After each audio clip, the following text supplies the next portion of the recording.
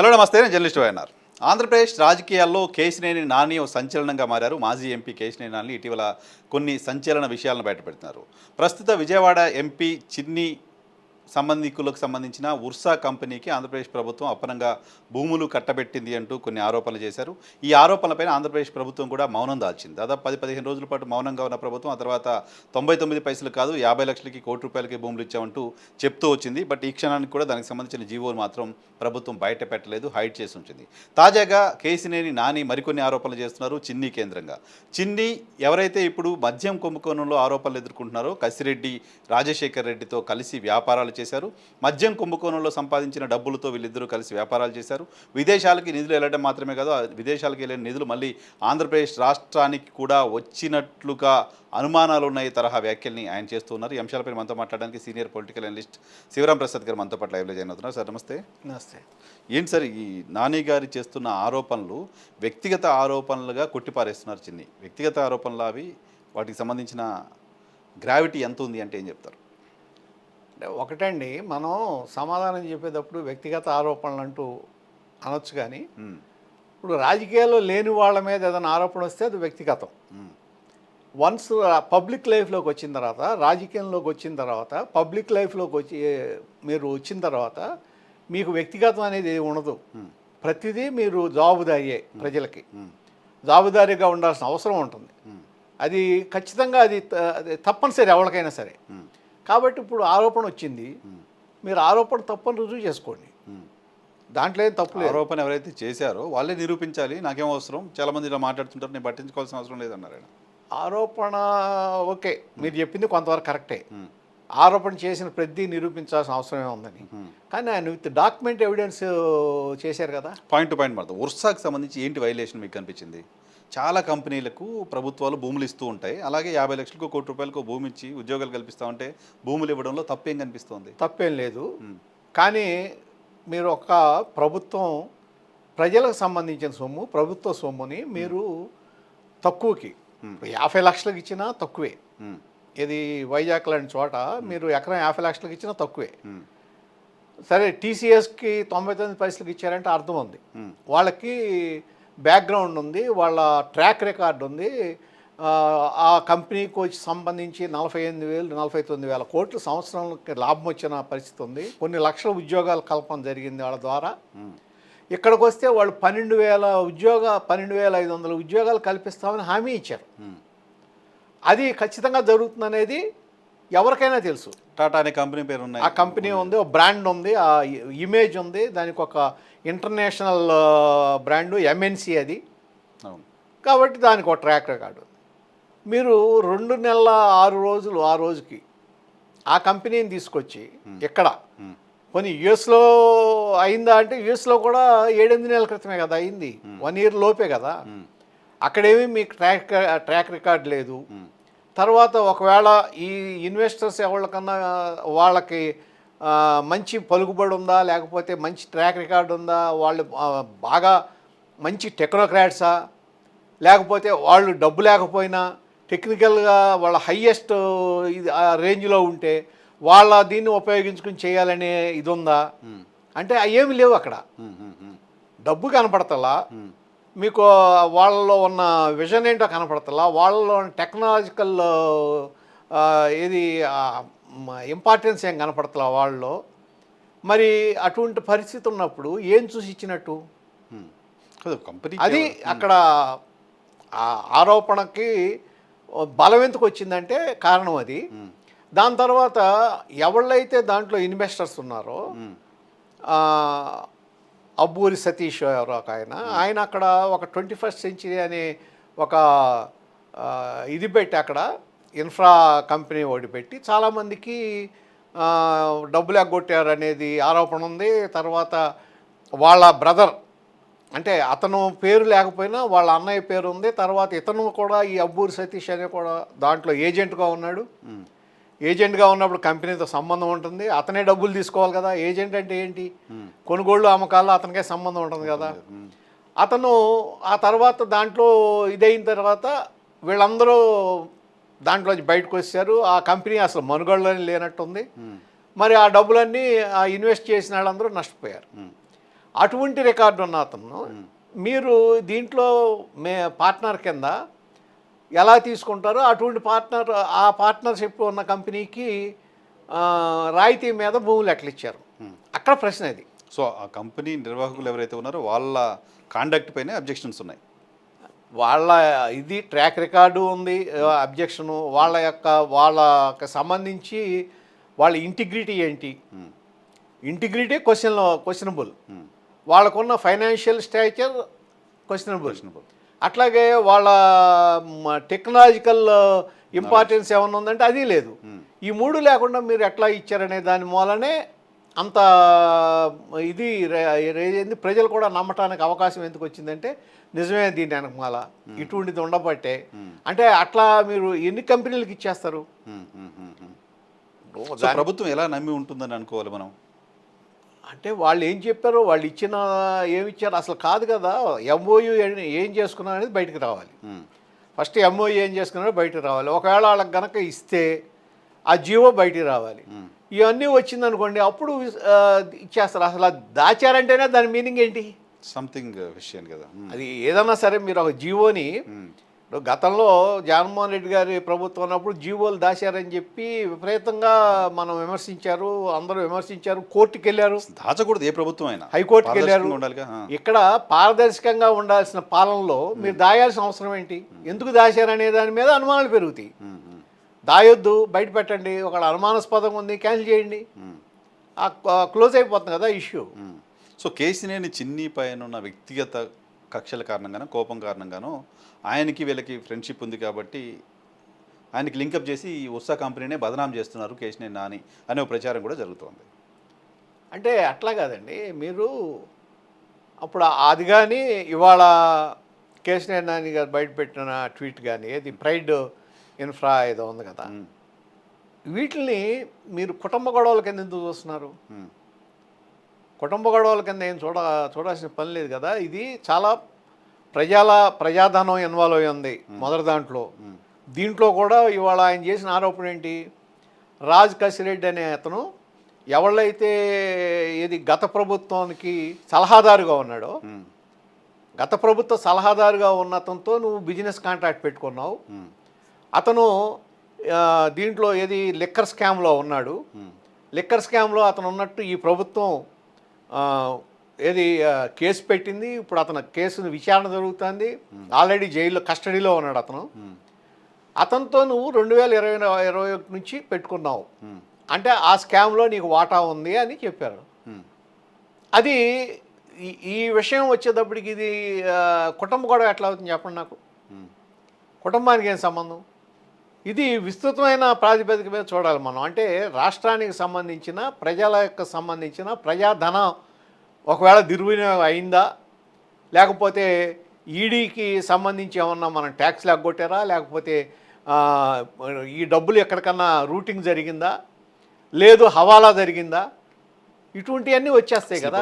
Liquor స్కామ్లో ఎంత డబ్బులు కొట్టేశారో, ఎంత కుంభకోణం జరిగింది అనేది ఇప్పటివరకు బయటకు రానప్పుడు లిక్కర్ డబ్బులు తీసిపోయి కేసిరెడ్డి రాజశేఖర్ రెడ్డి కేసినేని చిన్నితో కలిసి వ్యాపారం చేశాడనో, విదేశాలకు పోయిన డబ్బులు మళ్ళీ ఇక్కడ తెచ్చాడనో ఎలా ఆరోపణ చేయగలమో అనేది నా పాయింట్.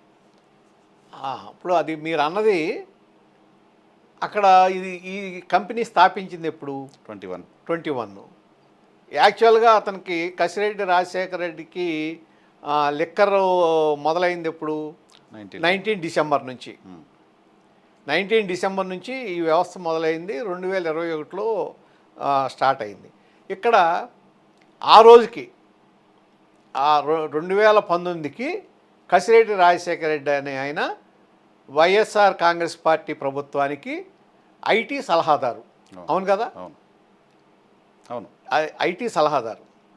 ఇవాళ మీరు ఈ ఆరోపణ రాగానే ఏమని అంటున్నారు? నాని మీద నువ్వు కుట్రదారుడివి, లేకపోతే వైఎస్ఆర్ కాంగ్రెస్ పార్టీకి కోవర్ట్గా పనిచేసావు, ఇంకోటి సరే ఆరోపణలు అది అవునా కాదా అనేది మనకు అనవసరం. ఆరోపణ చేశారు. ఇక్కడ ప్రశ్న ఏం అరైజ్ అవుతుందంటే 2021 నాటికి వైఎస్ఆర్ కాంగ్రెస్ పార్టీ ప్రభుత్వానికి సలహాదారుగా ఉన్న వ్యక్తితో ఆ రోజున నువ్వు వ్యాపార సంబంధాలు పెట్టుకున్నావంటే కోవర్ట్ ఆపరేషన్ ఎవరిది అని అడిగితే ఏం సమాధానం చెప్పాలి? అప్పుడు అసలు ఎందుకు పెట్టుకున్నట్టు? రాజశేఖర్ రెడ్డి అని ఆయన, కసిరెడ్డి అని ఆయన వైఎస్ఆర్ కాంగ్రెస్ పార్టీకి ప్రధాన సలహాదారు, ఐటీ సలహాదారు, ప్రభుత్వ సలహాదారు. అతనితో కాంట్రాక్ట్ పెట్టుకున్నామంటే, ఆర్థిక లావాదేవీలు పెట్టుకున్నామంటే దాని అర్థం ఏంటి? సో కేసీఆర్ నాని గూఢాచర్యం చేస్తే ఈయన డైరెక్ట్గానే గూఢాచారం చేశారని మీరు అంటున్నారు, కానీ మీరు అదే పని చేశారని నిరూపణ అయిపోయింది కదా. ఇప్పుడు మనం అదే బేస్ చేసుకుంటే, అదే విధంగా మనం దాన్ని అర్థం చేసుకుంటే మరి ఇది నిరూపణ అయింది కదా. దీనికేం సమాధానం చెప్పాలి? ఎందుకు పెట్టుకున్నట్టు? మా పక్కపక్క స్థలాలు కాబట్టి చెప్తున్నారు ఆయన చెప్పారు కదా. పక్కపక్క స్థలాలు అయితే చేసుకున్నారు, వెంటనే క్యాన్సిల్ చేసుకోవాలిగా వద్దనుకున్నప్పుడు. మీరు 22లో వచ్చారు, రాజకీయాల్లోకి వచ్చినప్పుడు వెంటనే క్యాన్సిల్ చేసుకోవాలి కదా. ఏమైంది? మీ పేరు లేదేమో, మీ భార్య పేరు ఉన్నారు కదా, ఆవిడ పేరు ఉన్నారు కదా, ఇవాళ కూడా అది కంటిన్యూ అవుతుంది కదా. దానికి ఏం సమాధానం చెప్తారు? మరి వాటికి ఇటువంటివన్నీ ఏంటంటే అనుమానాస్పదంగా ఉంటుంది కదా. మీరు ఒకటి, ఈ రాజశేఖర్ రెడ్డి ద్వారానే 1,00,000 కోట్ల పైన కుంభకోణం జరిగింది, అదే కదా ఇప్పుడు టీడీపీ పార్టీ ఆరోపణ మొదటి నుంచి. లిక్కర్లో 1,00,000 కోట్ల పైన జరిగింది. ఇక కసిరెడ్డి అనే అతనే ప్రధాన కారణం, మూల సూత్రధారుడు అతనే. అతని నుంచే డబ్బులు వెళ్ళి కలెక్షన్ అంతా అతని ద్వారా జరిగింది. మరి అతనితో నువ్వు వ్యాపార లావాదేవీలు ఎట్లా పెట్టుకున్నావు? ఆ రోజుకి మీరు పెట్టుకున్నానని చెప్పి మీరు తెలుగుదేశం పార్టీకి చెప్పారా చేరేటప్పుడు? ఇవన్నీ ప్రశ్నలే కదా. వీటి సమాధానం చెప్పకుండా ఆరోపణకు ప్రత్యారోపణ. మీరు ఇప్పుడు అంటే నాని గారు ఒక అజంప్షన్లో ఉన్నారని అనుకోవాలా? లిక్కర్ స్కామ్లో ఈయన ఉన్నారు కాబట్టి, లిక్కర్ స్కామ్ 19 నుంచి స్టార్ట్ అయింది కాబట్టి 19 నుంచి 21 వరకు కూడా చేసి ఉండొచ్చు. ఆ డబ్బులు తీసుకొచ్చి చిన్నీతో కలిసి వ్యాపారం చేసి ఉండొచ్చు. అంటే అట్లా కాదుగా. మీకు దాంట్లో వచ్చేటప్పటికి దాదాపు ఒక 10 కంపెనీలు ఎన్నో పేర్లు పెట్టారు. వీటిలన్నింటిలోనూ మీకు కాంట్రాక్ట్ ఉంది, దీని ద్వారా ఇక్కడ ఈ మనీ రౌటింగ్ జరిగింది, దాని మీద ఎంక్వైరీ చేయండి. అట్లాగే ఈ ఏదైతే లెక్కర్ స్కామ్ ఉందో ఆ డబ్బులే దీంట్లోంచి వచ్చినాయి అని ఆరోపణ చేశారు అనుకోండి. సపోజ్ ఆరోపణ నిజాలు తేల్సిన బాధ్యత ప్రభుత్వం మీద విచారణ చేయాలి. ఒకవేళ ఒక బాధ్యత గల వ్యక్తిగా చేశాడు, ఆరోపణ నిజమా కాదా నిరూపణ ఇచ్చేయండి. ఒకవేళ తప్పు ఆయన్ని సమన్ చేయండి, కేసీఆర్ ఆయన అడగండి, ఎందుకు మీరు ఈ విధంగా చేశారు, మీకున్న ఆధారం ఏంటి, మీరు తప్పుడు ఆరోపణ చేస్తున్నారు, మీ మీద యాక్షన్ తీసుకుంటామని చెప్పండి. ఆరోపణ ఉందండి. ముఖ్యమంత్రికి లేఖ రాశారు, ముఖ్యమంత్రి రాశారు, ప్రధాన పిఎంఓ ట్వీట్లో పిఎంఓకి పెట్టారు, హోమ్ మినిస్టర్కి పెట్టారు. ఇవన్నీ పెట్టారంటే ఆషామాషిగా పెట్టరు కదా, ఆషామాషిగా పెట్టరు కదా. మీకు పబ్లిక్ డొమైన్లో ఉండే డాక్యుమెంటే కదా సార్, అదంతా కనిపిస్తుంది కదా డాక్యుమెంట్. ఇద్దరు కలిసి వ్యాపారాలు చేస్తున్నారు అనేది క్లియర్. ఇవాళ వరకు తెలియదు, కానీ ఇద్దరు కలిసి వ్యాపారాలు కరెక్టే. ఇవాళ వరకు ఎంతమంది తెలుసు? తెలియదు. వాళ్ళందరికీ తెలుసు కదా, ఎవరికి తెలియదు. మరి వాళ్ళందరికీ తెలుస్తుంది కదా. అంటే ఏంటి ఇది? ఒకవేళ ఈ విధంగా జరిగిందనుకోండి, అసలు నిజమా కాదా? ఇప్పుడు రాజకేశ్వరరెడ్డితో వ్యాపార సంబంధాలు ఉన్నాయా లేవా? ఆయన ఏమన్నాడు, మేము అసలు ఏం లేవన్నాడు అనుకోండి. సపోజ్ ఆ కంపెనీ నుంచి ఏమన్నా డబ్బులు వెళ్ళినాయా లేవా, ఇవన్నీ బయట పెట్టండి. ఏమీ లేదు, ఇది ఊరికే బ్యాలెన్స్ షీట్, ఊరికే ఏం లేదు దీంట్లో, మీరంతా ఆరోపణ చేస్తున్నారు, దీంట్లో నుంచి ఎక్కడి నుంచి ఏమీ వెళ్ళలేదు, ఏమీ జరగలేదు, అంతా పబ్లిక్ డాక్యుమెంటే కదా. అది నిరూపించాల్సిన బాధ్యత నాని పైనే ఉంటుంది. ఇవన్నీ చెత్త మాటలు అంటాడు చిన్న. ఓకే, ఆయన అంటే అనొచ్చు. నిజానికి అది ఇంతకుముందు చెప్పినట్టు చాలా వ్యాలిడ్. కేసీఆర్ నానికో చిన్నీకో మధ్య జరుగుతున్న గొడవ కాదు, స్టేట్ ఇష్యూ. ఇక్కడ నిజంగానే కుంభకోణం జరుగుంటే, కుంభకోణంలో డబ్బులు తీసుకుని ఉంటే, ఆ డబ్బులతో కనుక చిన్నీను రాజకేశ్వర రెడ్డి వ్యాపారం చేస్తుంటే డెఫినెట్గా దానిపైన విచారణ చేయాలి కదా. రాష్ట్రానికి సంబంధించిన సంపద దోపిడీకి గురవుతాయి, దానిలో టీడీపీ ఎంపీ పాత్ర కూడా ఉంటే నిగదేల్చాల్సిందే కదా, డెఫినెట్గా చేయాల్సిందే. నిగదేల్చడం ఒకటి. నేను అనేది ఏంటంటే, అవతల వాళ్ళు తేల్చాలనేది ప్రైవేట్ వ్యక్తులు మాట్లాడాల్సిన మాట.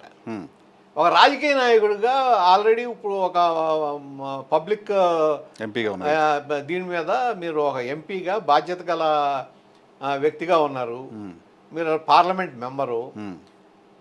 అటువంటప్పుడు కాదు, నేను విచారణకు రెడీగా ఉన్నా, నా మీద మీరు ఎక్కడెక్కడ ఉన్నాయో మీరు వేసుకోండి అని ప్రభుత్వానికి చెప్పండి. విచారణ డిమాండ్ చేయాలి ఆయన ప్రభుత్వం. డిమాండ్ చేయండి. ఒకవేళ కాదు అనుకుంటే నాది తప్పు కాదు, నేను నా విచారణలో నేను పర్ఫెక్ట్గా ఉన్నాను, కేసీఆర్ నాని క్షమాపణ చెప్పని అడగండి. నువ్వు ఇట్లా చేస్తావా, ఇది తప్పు కదా, నీకున్న ఏ విధంగా నా నిజాం లేకుండా నా మీద ఈ విధంగా ఆరోపణ చేసి నన్ను బద్నాం చేయడానికి ప్రయత్నించావు, కాబట్టి నువ్వు పబ్లిక్గా క్షమాపణ చెప్పాలి. ఏ పత్రికా ముఖంగా చెప్పావో, లేకపోతే ఏ ట్విట్టర్ ద్వారా ట్వీట్ చేసావో, లేకపోతే ఏ ఫేస్బుక్లో పెట్టావో అదే మాధ్యమాల ద్వారా పెట్టి అదే పిఎంఓకి అదే హోమ్ మినిస్టర్కి నా తప్పని పెట్టు అని అడగండి. అంటే ఒక ఎంపీగా ఉన్న వ్యక్తి పైన రకరకాల వ్యక్తులు రకరకాల సందర్భాల్లో ఆరోపణలు చేస్తూ ఉంటే అన్నింటినీ పట్టించుకుంటూ అన్నిటికీ రెస్పాండ్ అవుతూ పోవాల్సిన అవసరం ఉంటుందంటారా? లేదు, అన్నిటికీ నిరూపణ ఏది స్పందించాల్సిన పని లేదు. కానీ ఇక్కడ చేసిన వ్యక్తి ఎక్స్ఎంపీ, చేసిన వ్యక్తి మాజీ పార్లమెంట్ సభ్యులు, చేసింది కూడా డాక్యుమెంట్ ఎవిడెన్స్తో చేశారు.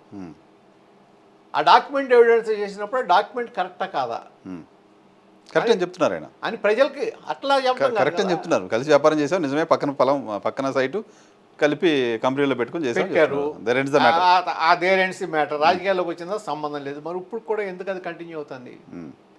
ఇప్పుడు కూడా ఆ కంపెనీ ఎందుకు మనుగడలో ఉంది? ఇప్పుడు కూడా ఆ కంపెనీలో ఆయన భార్య గారు ఆవిడ ఎందుకు పార్ట్నర్గా ఉన్నారు? సో మీరు రైట్ చేస్తోంది అంటే మీరు అనలైజ్ చేస్తోంది ఒకటి, వేరే పార్టీకి సంబంధించిన వ్యక్తికి వేరే పార్టీకి సంబంధించిన ప్రభుత్వానికి సంబంధించిన వ్యక్తి సలహాదారుగా ఉన్న నేను అనేది అప్పటికే మీరు ఎప్పుడైతే పార్ట్నర్షిప్ కలిశారో అప్పటికే ఆయన వైఎస్ఆర్ కాంగ్రెస్ పార్టీలో ఉన్నారు, ప్రభుత్వంలో సలహాదారు. మీరు తెలుగుదేశం పార్టీతో ఉన్నారు సార్, అభిషేక్ జాయిన్ పోయినా తెలుగుదేశం పార్టీతో ఉన్నారు. మరి ఎందుకు వ్యాపారం పార్ట్నర్గా మారారు? భాగస్వామ్యం అనైతికంగా అనేది పాయింట్, అంతేనా? అంతే కదా, అనైతికం అనేది అనైతికమైన ఇదే కదా. ఇవాళ నిజం చెప్పాలంటే తెలుగుదేశం పార్టీ శ్రేణులు షాక్ గురై ఉంటారు. రాజకాశిరెడ్డి దుర్మార్గుడు, రాజకాశిరెడ్డి ద్వారానే లిక్కర్ దోపిడీ చేశాడు, ఇతనే మొత్తం కలెక్షన్ చేశాడు, ఇతను ఏది ఆ డబ్బులు లెక్కెట్టాడు, బండిల్స్ కూడా కట్టి ఏ బండిల్ ఎవరికి వెళ్ళాలో చెప్పాడు, ఏ పెట్టి ఎక్కడికి వెళ్ళాలో ఏది నిర్ధారణ చేశాడు, ఇతనే మొత్తం స్కామ్కి మొత్తం మూలకారకుడు ఇతనే అన్న వ్యక్తితో ఇవాళ తెలుగుదేశం పార్టీ ఎంపీ పార్ట్నర్ అనేటప్పటికీ మరి ఎందుకంటే తెలుగుదేశం పార్టీ శ్రేణులకి జీర్ణం కాదు అది. అంటే ఊహించరు కదా ఇదేంటి ఇది. ఈ పార్టీలో వాళ్ళు నార్మల్గా ఏంటంటే విలేజ్ లెవెల్లో అసలు ఆ పార్టీ ఈ పార్టీ వాళ్ళు మాట్లాడుకోరు, ఒకరికొకరికి సంబంధాలు కూడా పెట్టుకోరు. ఎందుకంటే అంత టెన్షన్గా అంత పట్టుదలగా ఉంటారు. అటువంటిది వాళ్ళు ఇప్పుడు షాకు గురైనట్టే కదా. మరి నిరూపించాల్సిన బాధ్యత ఆయనమే అని వదిలేయటం కాదుగా. కాదు, ఆయన చెప్పిన తప్పు, నేను ఇది అవసరమైతే నా మీద దర్యాప్తు చేసుకోండి, నేను దీనికి సిద్ధంగా ఉన్నా, ఇది నిజం కాదు అని చెప్పి వాళ్ళల్లో ఇది తెలుగుదేశం పార్టీ శ్రేణుల్లో తిరిగి నైతికమైన స్థైర్యం కల్పించాల్సిన బాధ్యత ఎంపీ గారి మీద ఉంటుంది ఖచ్చితంగా. నాకు సంబంధం లేదు, నువ్వే నిరూపించుకో అంటే అది వేగ్గా ఉంటుంది కదా. అంటే ఎవరైతే ఆరోపణ చేశారో వాళ్ళే నిరూపించుకోమంటే అదే మాట జగన్మోహన్ రెడ్డి గారు అంటే మీరు 1,00,000 కోట్లు తినేసాడు, అన్ని తప్పులు ఇన్ని తప్పులు అంటే మీరు నిరూపించుకోండి అంటే ఏం చెప్తారు? అది కాదు కదా. సో లిక్కర్ డబ్బులు దీంట్లోకి వచ్చాయి అనే దానికి సంబంధించిన ఆధారాలు చూపించగలుగుతారా నానిగారు? ఆయన అందుకనే ఈడీకి పెట్టారు. ఈడీని వీటిలో హవాలా ట్రాన్సాక్షన్ చేయమన్నారు కదా. ఈడీ తీసుకోండి, ఏమీ లేదని, ఏమీ లేకపోతే లేదని చెప్పేది కదా. ఏమీ లేదు దాంట్లో లేదని చెప్తే ఆయనకి సేఫ్గా దీంట్లో ఈ ఆరోపణలన్నీ తప్పు, దీని నుంచి మనీ రౌటింగ్ ఎక్కడికి వెళ్ళలేదు, రూటింగ్ అవ్వలేదు, ఎటు వెళ్ళలేదు అని చెప్తారు. ఇవాళ ఆయన దుబాయ్ కంపెనీలు అయ్యి అని 10 కంపెనీలు పెట్టారు. అవును, ఇవన్నీ వీటి ద్వారా జరుగుతుందండి. యాక్చువల్గా అన్ని కంపెనీలు ఎవరు పెట్టక్కర్లా, వాటిలో ఎన్ని పర్ఫెక్ట్గా జరుగుతున్నాయి, ఎన్ని జరగట్లేదు, ఎవరెవరు పార్ట్నర్స్, ఎవరెవరి మధ్యలో లింకులు ఉన్నాయి అనేది వచ్చిందనుకోండి. రేపు పొద్దున ఈడీ వచ్చేటప్పటికి ఒకవేళ ఈడీ దీంట్లోకి ఛార్జ్ తీసుకుని వాళ్ళు కనుక దాని మీద విచారణ మొదలెడితే చాలా బయటకు రావచ్చు. ఇంకా కొత్త పేర్లు కూడా వస్తాయేమో. అదే ఒకవేళ నాని గారు అయినా కలిసి లిక్కర్తోటి వ్యాపారం చేస్తుంటే ఆ డబ్బులు నాన్నగారు ఈ కంపెనీలో పెట్టారా తీసుకొచ్చి ఇంకేదైనా పార్టీ గారు కాదు. సారీ చిన్ని గారు ఎంపీ గారు ఓన్లీ బిజినెస్లో పెట్టారా ఆ డబ్బు తీసుకొచ్చి ఇంకేమైనా పొలిటికల్ పార్టీలకు ఫండ్ చేశారా పొలిటీషియన్స్కి ఎవరైనా ఇచ్చారా ఇవన్నీ కూడా తెలుతాయి బహుశా ఇప్పుడు మీరు ఆశ్చర్యపోయే నిజం ఒకటి ఉంది. ఉమ్, మరి అది ఎంతవరకు కరెక్టో కానీ ఈ కంపెనీలో ఉన్న ఒక ఆయన తెలుగుదేశం పార్టీకి ఫండింగ్ ఇచ్చాడు. ఇది దాన్ని ఏమంటారు, ఎలక్ట్రల్ బాండ్స్ ఆ. కొనాడని అంటున్నారు. అది ఎంతవరకు కరెక్టో నాకైతే తెలియదు. ఎందుకు బాండ్స్ కూడా ఓపెన్ డాక్యుమెంట్ కదా అది బయట ఉందిగా ఉంటుంది ఆ. అట్లా నేను అనేది ఎక్కడి నుంచి ఎక్కడికి వెళ్తుంది, ఈ స్కాములు ఏంటి, అసలు ఈ గోల ఏంటి, ఈ డబ్బులు గొడవ ఏంటి, అసలు రాజకీయం ఏమైపోతుంది, ఉమ్, ఇట్లా డబ్బు రాజకీయం మొదలెడితే రేపు పొద్దున ఏమవుతుంది, అసలు ఈ రాష్ట్రం ఏమైపోతుంది, దేశం ఏమైపోతుంది ఆలోచించాలి కదా. డెఫినెట్గా ఎనీథింగ్ ఫర్ సేల్ అంటే అట్ట, ఉమ్, ఎనీథింగ్ మీరు ఏదైనా కొనేయచ్చు, దేనైనా అమ్మేయచ్చు అంటే అది అసలు రేపు పొద్దున దేశం ఏమైపోతుందండి. తెలుగుదేశం పార్టీకి ప్రస్తుత విజయవాడ ఎంపీ చిన్ని గారు చేస్తున్న యాక్టివిటీ ఉర్సా కంపెనీని ఇక్కడ తీసుకురావడం వెనక ఆయన ఉన్నారనేది కూడా ఆల్మోస్ట్ తెలిపోయింది. ఆయన కూడా ఎక్కడ డినై చేయాల అవును నా ఫ్రెండ్స్ అయితే పెట్టకూడదా అని మాట్లాడారు. సో రాజకీయ రేటుతో వ్యాపారాలు చేస్తున్నారు అనే దాన్ని డినై చేయట్లా. సో ఇవన్నీ కూడా తెలుగుదేశం పార్టీ ఇమేజ్ పైన ఏ రకమైన ప్రభావం చూపించబోతున్నాయి?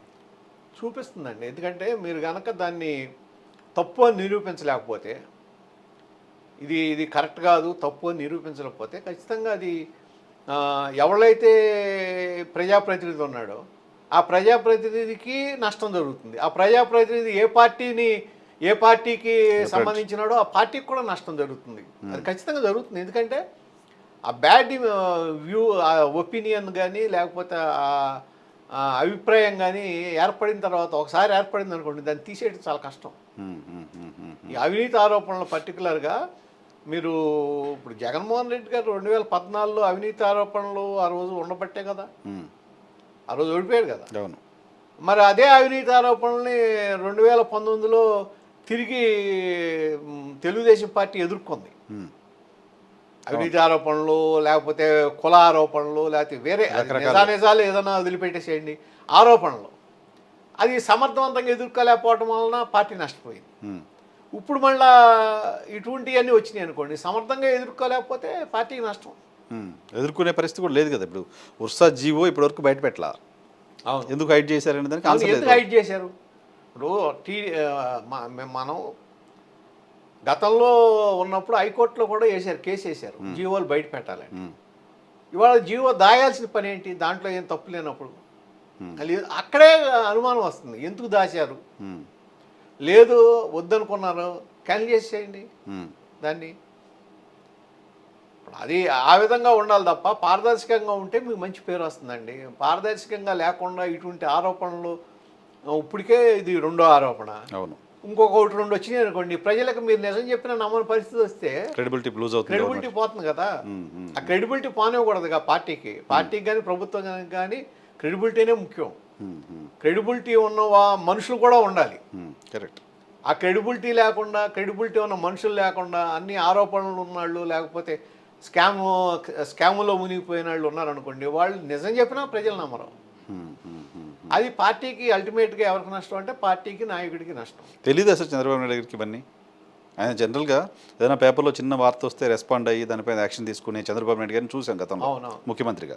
ఇప్పుడు ఇన్ని ఆరోపణలు వస్తుంటాయి ఈ కంపెనీస్ పైన, చిన్ని గారి పైన, ఎందుకు ఆయన కనీసం దీనిపైన మార్నింగ్ వచ్చింది, ఇది వచ్చింది ఉర్సా పైన కూడా ఇప్పుడు చంద్రబాబు నాయుడు గారు మాట్లాడాల. అవును, ఇక్కడ రెస్పాండ్ అవ్వాలి ఆయన. అవును, వర్షా మీద రెస్పాండ్ అవ్వాలి. ఈవెన్ నారా లోకేష్ కరెక్ట్గా మాట్లాడాలి. సో పార్టీ అంటే వాళ్ళిద్దరూ రియాక్షన్ కదా చూస్తాం, వాళ్ళు ఎందుకు మాట్లాడలేదు దీనివల్ల? అదే మరి మాట్లాడాలి, లేకపోతే ఇది కాదు కరెక్ట్ అని చెప్పాలి. ఆరోపణలు వచ్చినప్పుడు ఇటు అటు కాకుండా ఉంటే, లేదా క్యాన్సిల్ చేసేస్తున్నాం, అనుమానాస్పదంగా ఉంది కాబట్టి క్యాన్సిల్ చేసేస్తున్నాం అనాలి. మరి ఏది చెప్పకుండా ఉన్నారంటే అదే చెప్తున్నాను నేను, అల్టిమేట్గా ప్రజల నమ్మకం కోల్పోతారు.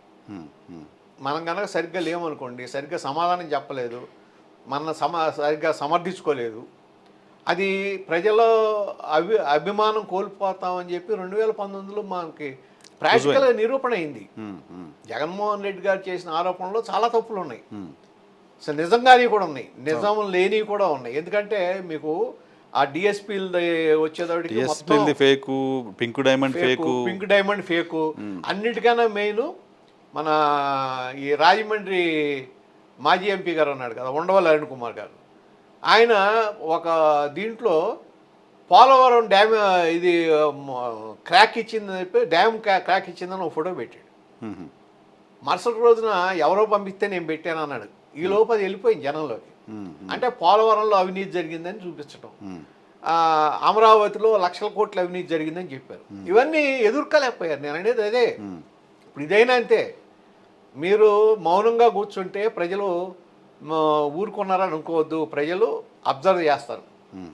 మీరు మౌనంగా కూర్చుంటే, ప్రభుత్వం మౌనంగా కూర్చుంటే అర్ధాంగీకారం అయిపోయి వీళ్ళు చేసింది అవతల ఆరోపణ చేసింది కరెక్ట్ అనేది వచ్చేస్తుంది. మ్మ్. మీరు నిన్న చంద్రబాబు నాయుడు గారు కూడా అదే అన్నారు కదా, పార్టీ వాళ్ళతో జరిగిన టెలికాన్ఫరెన్స్లో ప్రతి వెంటనే ఖండించండి, మీరు respond అవ్వని చెప్తున్నారు. కిందసారి ఇట్లా చేయటం వల్లనే నష్టపోయాం మనం, రిపీటెడ్గా మాట్లాడుతున్నారు అన్నమాట ఆయన.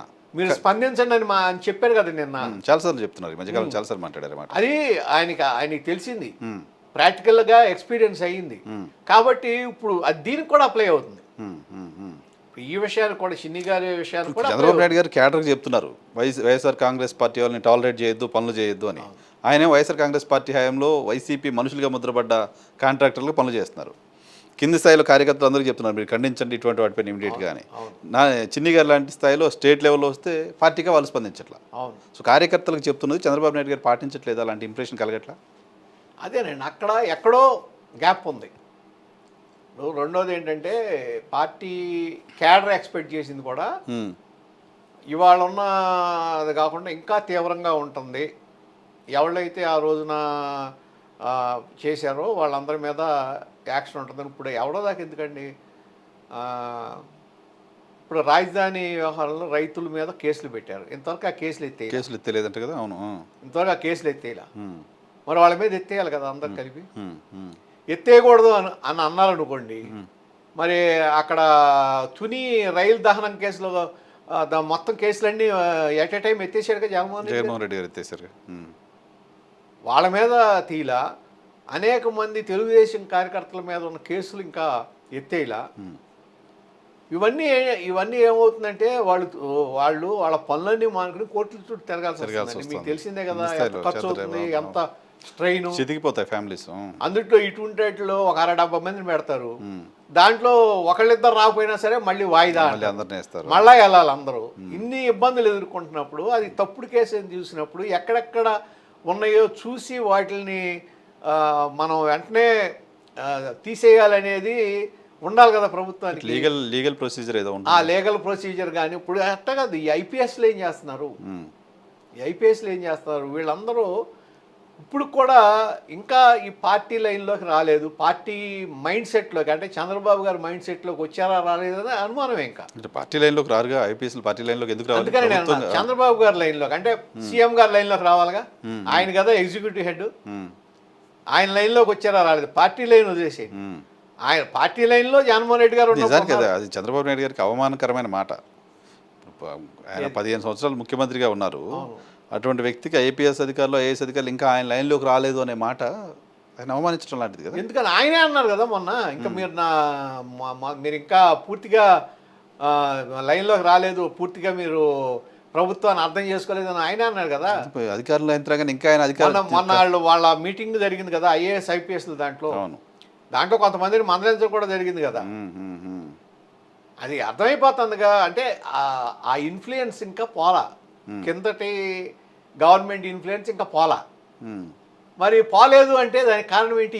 ఇది ఇప్పుడు నేను ఇల్లీగల్ కాంట్రాక్ట్స్. ఇప్పుడు అదే కదా నేను అడిగేది. రాజు కసిరెడ్డి ఎవరు, ప్రజెంట్ ఎంపీ ఎవరు, అతని మీద జరుగుతుంది. రేపు అతనికి మీకు ఉన్న దాంట్లో అతన్ని సపోర్ట్ చేస్తారా చేయరా ఏదన్నా ఇష్యూ వచ్చినప్పుడు? అసలు అటువంటి ఎందుకు పెట్టుకుంటున్నారు? పెట్టుకోకూడదు కదా, ఆ కాంట్రాక్టే ఉండకూడదు కదా.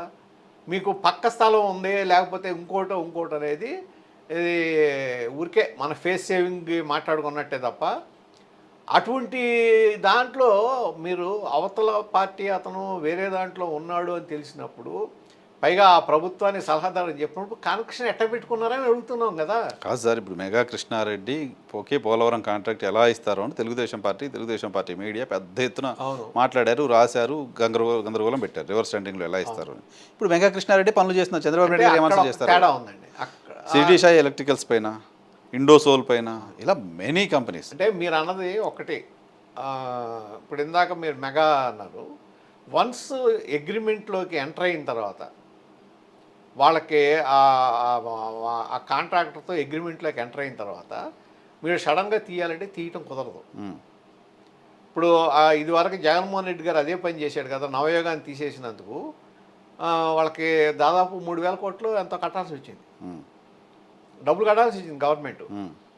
ఇప్పుడు ఇక్కడ కూడా మీరు వాళ్ళని దారిలో పెట్టుకుని చేయించుకోవాలి తప్ప వాళ్ళని తీసేశారనుకోండి మళ్ళా కొత్త వాళ్ళని పిలవటం ఇది 5-6 నెలలు. ఇప్పుడు ఆ విధంగా చేపట్టే కదా డయాఫ్రమ్ వాళ్ళు కొట్టుకుపోయింది. దాదాపు 1 ఇయర్ మీకు వర్క్ జరగాల పోలవరంలో. ఆ వర్క్ జరగకపోయిన టైంలో వరదలు వచ్చినాయి, వరద వచ్చి మొత్తం డయాఫ్రమ్ వాళ్ళు కొట్టుకుపోయింది. అటువంటి కాంట్రాక్టర్కి మళ్ళీ అదే పని ఇస్తే ఎలా అని అంటే ఇప్పుడు దాని మీద ఇవాళ చూసుకుంటే మీరు క్వాలిటీ కంట్రోల్ ల్యాబ్ అన్ని పెట్టేశారు అక్కడ. ఎప్పుడు ఉన్నాయి క్వాలిటీ, అప్పుడు అంత పెద్ద ప్రాజెక్ట్కి quality control lab, quality control ఎప్పటికప్పుడు చంద్రబాబు నాయుడు గారు జగన్మోహన్ రెడ్డి చేసేది లేదండి. పీపీఏ కదా, సిడబ్ల్యూసి కానీ వీళ్ళు పీపీఏ కదా, పీపీఏ మానిటరింగ్ లో ఉండేది. ఎంత చేయలా పోలవరం ప్రాజెక్ట్ అదట్టి ఎంత ఇప్పుడు చేస్తున్నంత ఇదిగా అప్పుడు చేయలా.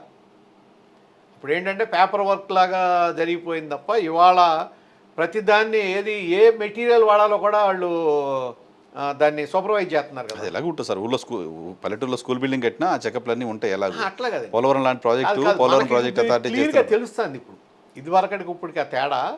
ఇప్పుడు దాన్ని ఎప్పుడైతే కొట్టుకుపోయిందో దాని మీద ఎక్కువ కాన్సన్ట్రేట్ చేస్తున్నారు. కొట్టుకుపోయిన డయాఫ్రమ్ వాళ్ళు తెలుగుదేశం పార్టీ హయాంలో కట్టింది కదా. అదే ఉంది ఇక తెలుగుదేశం ఇదంటే కొట్టుకుపోలా, పైన డ్యామేజ్ అయింది. కొట్టుకుపోయింది ఆ టైంలో కట్టింది, కొట్టుకుపోలా, ఆ పైన డ్యామేజ్ అయింది. కారణం ఏంటి? మీరు అక్కడ మన 2 హోల్స్ వాటర్ డైవర్షన్ చేయకుండా కాదు వాటర్ డైవర్షన్ కాదు.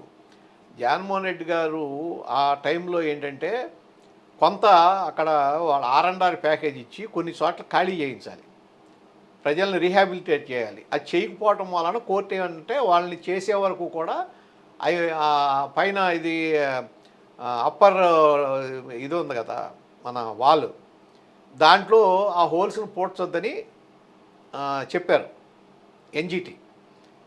అప్పుడైనా వెంటనే ఆ పని చేసి ఇది పూడ్చుంటే ఇంత డ్యామేజ్ జరిగేది కాదు. వీళ్ళు ఏంటంటే కాంట్రాక్టర్ని మార్చే పనిలో ఉండి ఆ కాంట్రాక్టర్ ఏమో నవయోగాలు బయటకు వెళ్ళిపోయిన తర్వాత ఈ మధ్యలో ఉన్న గ్యాప్ దాదాపు 1 ఇయర్ పట్టింది. ఆ 1 ఇయర్లో జరిగిన డ్యామేజ్ ఇది వరదల్లో.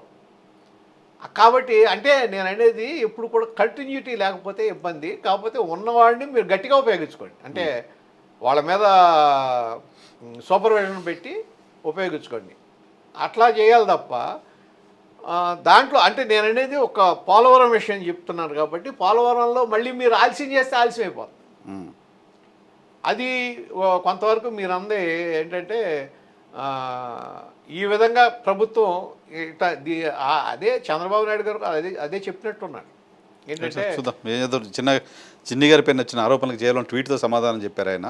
ప్రభుత్వం పార్టీ ఏమైనా రెస్పాండ్ అవుతుందో లేదో చూద్దాం. డెఫినెట్గా రాష్ట్రంలో భారీ కుంభకోణంగా చెప్పబడుతున్న లిక్కర్ స్కామ్కు సంబంధించిన మనీ కూడా దాంట్లో ఉంది అనుకుంటే డెఫినెట్గా అది తెలుగుదేశం పార్టీ నాయకత్వానికి కూడా చుట్టుకునే ప్రమాదం ఉంటుంది. అప్పుడు అది మీరు ఒకవేళ టీడీపీ ఎలా బయటపడుతుందో చూద్దాం. అదే కదండి, ఖచ్చితంగా దీని మీద చేయాలనుకుంటే ఈ విషయాన్ని ఈడీకి అప్పచెప్పేస్తే సరిపోతుంది.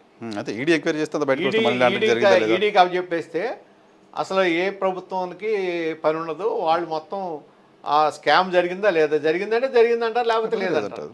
చూడాలి, అక్కడే మ్యాటర్ ఇదైపోతుంది, ఇది క్లోజ్ అయిపోతుంది, ఇష్యూ ఉండదు అప్పుడు. Right sir, thank you.